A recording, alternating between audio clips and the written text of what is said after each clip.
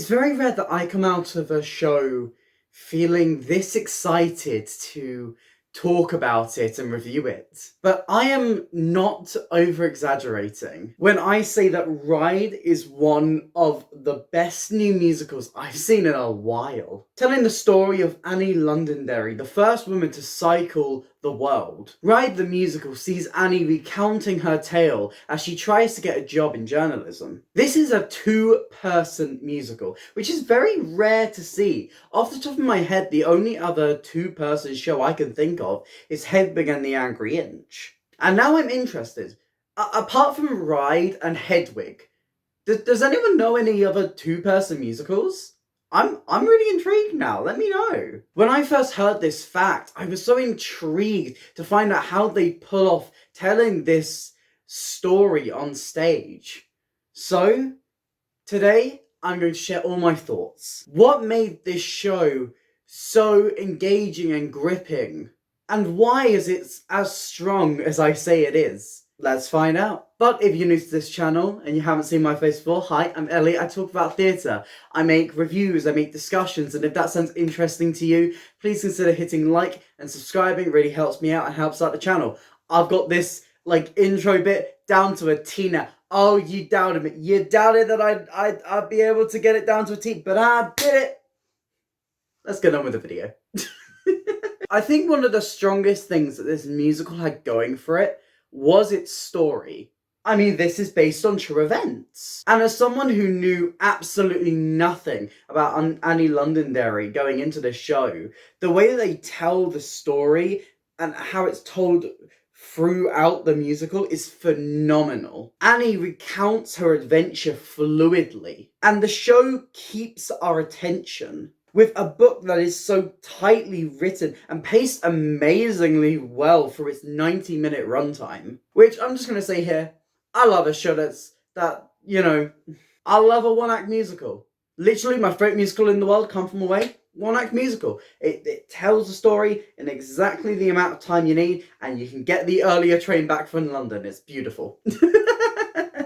Annie's story is really interesting and actually is really well suited to being a musical. The ups and downs of her journey and her incredible achievements, they work so well when paired to music, and the book does an amazing job at teaching you what Annie did, but also showing you the different sides of her, what she kind of hides away, and why she has to do that. And one really clever way that they show you exactly who she is how she interacts with Martha, the other character in the musical. Annie is confident, she's determined, she's a great speaker, but underneath all of that, she's lonely. She's so used to people leaving her. And I feel like that loneliness is something that a lot of people feel, allowing you to really connect with her. She's a very interesting protagonist. I'm so glad that they've confirmed a cast album for this show, because I think one of the show's biggest positives is its music. The songs are fresh, they're catchy. The title number is one of the best in the show. Being the second number, it almost immediately shows you the talent of both the songwriters and our leading lady. The score is varied, and I'd argue, I don't think there's a single weak link in this score. Freya Catron-Smith and Jack Williams have truly crafted such a tight-knit musical that honestly could transfer to the West End tomorrow and I would be okay with it. It would need very minimal changes. Let's shift the focus onto our cast members. As previously mentioned, this is a two-person show, and what's more impressive that both of our cast members are 2021 graduates. Liv Amruza captivates from the moment she steps on stage. She's wonderfully charismatic as Annie, commanding attention effortlessly. Her voice is fresh, truly owning the material. Her performance ranging from the highs to when Annie is at her lowest, portraying the hurt to a T. She is a star. It is a great performance. Then Yuki Sutton as Martha contrasts Annie so well. Being the shyer of the two, Martha's arc through the show is extremely satisfying to watch. And I think this is mostly down to Sutton's human and endearing portrayal. Her comic timing is perfection. The variety she gives switching to a plethora of different roles as Annie portrays the people that Annie met along her journey. The pair's chemistry together on stage is incredible, and together they are just a joy to watch. In an interesting move, the Charring Cross Theatre, which is normally staged in a traverse style seating arrangement, has been changed to be a little bit more proscenium arch with a box set for this show. I think this change of staging benefits the show massively. And I think it really benefits what they're able to do with the set and the props and the design. Now, this is just me being a little bit tinfoil hat, but I wonder if this staging is an indication of where they would like to go next.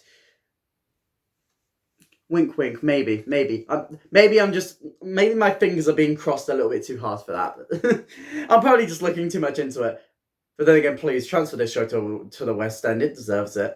The design of the stage is great. The office that the show takes place in is created well, with large bookcases, a map, and several desks. The setting is used to its full advantage. Annie rooting through random drawers to find different props to use while telling the story. The movement of the desk for different locations. And probably what's my favourite thing about this set was the quite simple when you think about it, but impressive reveal of the train. Ride is one of the best new British musicals I've seen in a very long time. It's so simple, yet so effective.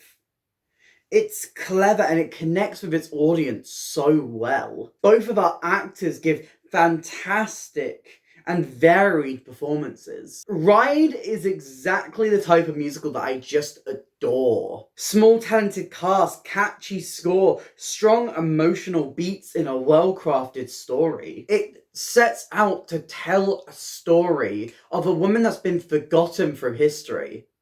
Someone so impressive and so interesting. I'm so glad that Ride has picked up and told this story so well. If there is any new musical that I really hope transfers, it's this one.